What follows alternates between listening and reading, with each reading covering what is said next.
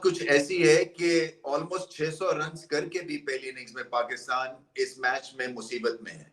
और वो इस बेस पे मुसीबत में है क्योंकि जो बांग्लादेश के अगेंस्ट कहानी बनी थी लास्ट इनिंग्स में बैटिंग की, उसकी बुनियाद के ऊपर अभी भी ज्यादा दिल धड़क रहा है, दिल की धड़कनें तेज हैं। क्योंकि आखिरी दिन इस पिच पे अगर पाकिस्तान को बैटिंग करनी पड़ गई और इंग्लैंड ने कहीं 200 रन की लीड ले ली तो फिर क्या होगा, प्रेशर, और फिर उसके बाद कहीं मैच हाथ से ना निकल जाए। बट हैविंग सेड दैट, एक दूसरा सिनेरियो भी है जो कि थोड़ा सा बेहतर सिनेरियो है कि अभी कोई 60-64 रन पीछे हैं इंग्लैंड वाले, और अगर 2-1 पहले सेशन में विकेट्स मिल जाती हैं तो फिर शायद इतनी लंबी चौड़ी वो लीड ना लें और इतनी तेजी से ना खेलें, और उससे क्या होगा कि थोड़ा सा वक्त मिल जाएगा। मगर क्रिकेट में खास तौर पे ऐसी सिचुएशन में जब आपको फोर्स किया जाए कि मैच को आपने ड्रॉ करना है, वो कभी भी एक अच्छी फीलिंग नहीं होती है। वो एक, आप नेगेटिव स्पाइरल में चले जाते हैं। और क्योंकि आप अपनी बेस्ट क्रिकेट खेलते हैं जब आप एग्रेसिव होते हैं, जब आप जीतने के लिए जा रहे होते हैं, जब आपको ऑपोजिशन धकेल दे के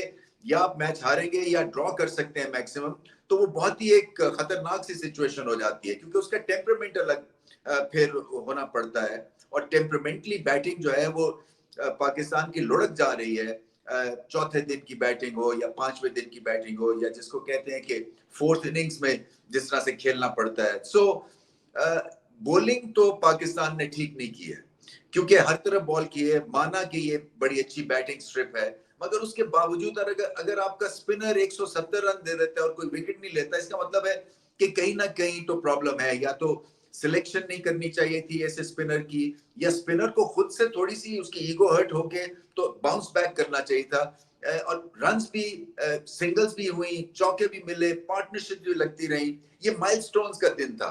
जो रूट इंग्लैंड के सबसे ग्रेटेस्ट रन स्कोरर बन गए, फिर लंबा उन्होंने सेंचुरी कर दी। और ब्रुक का जो है कोड अभी तक उन्होंने क्रैक नहीं किया पाकिस्तान ने। 4 टेस्ट मैच पाकिस्तान में और 4 सेंचुरीज। देखें, ये जो एनालिटिकल एक आपका विंग है, उसको जो है पता होना चाहिए कि ब्रुक कहाँ पे फंसते हैं। चलो मान लिया जो रूट जो है वो एक्सेप्शनल है और उनके पास एक्सपीरियंस है और हर टीम के खिलाफ वो अच्छा खेलते हैं, मगर ब्रुक अभी एक यंग, एक तरह से रूट के मुकाबले में अप्रेंटिस है, बच्चे हैं वो। तो उनसे इतनी मार खा लेना और ऑलमोस्ट रन अ बॉल की सेंचुरी करवा देना, यहाँ पे पाकिस्तान को मार पड़ी है। क्योंकि कहीं से कोई कामनेस नहीं आई। मासूमाय थोड़े ओवर्स में जब अबरार जो है वो राउंड द स्टंप्स आके उन्होंने पैड्स को टारगेट करने की कोशिश की, उसके बावजूद 4+ की औसत से जो है वो भी फेस गया इंग्लैंड के लिए। सो ब्रुक को विकेटों के बीच में बॉल नहीं दिए, उनको जरा वाइड एंगल पे रख के और उनको फ्रस्ट्रेट किया। सो पाकिस्तान ने कुछ ऐसा भी नहीं किया जिसकी वजह से ब्रुक के लिए बैटिंग आसान हो गई। और बहुत ही क्लासिकल आज इनिंग्स खेले सारे इंग्लैंड के बल्लेबाज। पाकिस्तान ने भी बैटिंग अच्छी की थी, मगर इंग्लैंड ने पाकिस्तान के मुकाबले में बहुत ही आला शॉट्स खेली और मजा आ गया।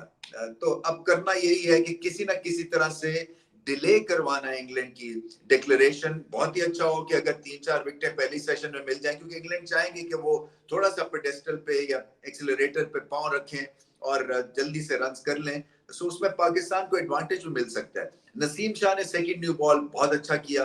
और मुझे ये ऐसे ही लग रहा है कि जो एक पेविलियन एंड से जब आप बॉल कर रहे हैं तो गेंद ऊपर नीचे थोड़ा सा हो रहा है, खासतौर पर नया बॉल।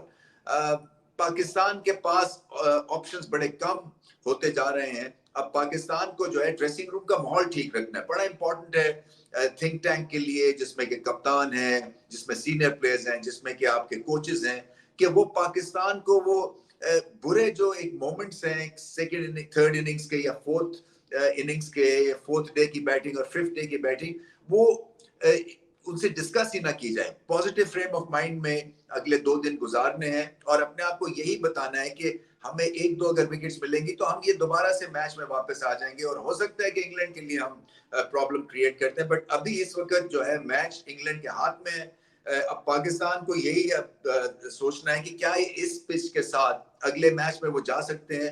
क्योंकि मुझे ऐसा लगता है कि जो आज की पिच थी, खासतौर पे जो लास्ट सेशन की पिच थी, ये पहले दिन की पिच होनी चाहिए अगले मैच के लिए। सो थोड़ी सी अब्रेसिव हो, जहाँ पे थोड़ा रिवर्स हो, थोड़ा गेंद फंस के स्पिन भी हो।